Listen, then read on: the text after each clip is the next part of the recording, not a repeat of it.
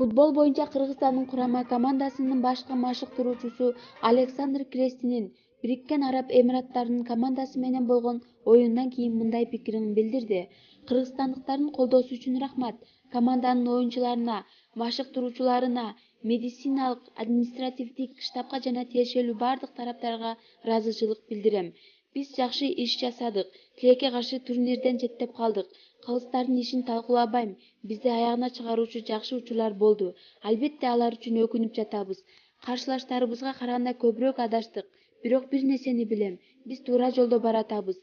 Мындан ары алдыга жылабыз. Жалпы турнирдеги таасир жакшы. Биз мындан жогорку бага татыктуубуз деп ойлойм. Муну баары көрдү. Биз жогорку деңгээлдеги оюндардан жакшы тажрыйба алдык жана бул мындан аркы өнүгүүбүзгө жардам болот, — деди Крестинин.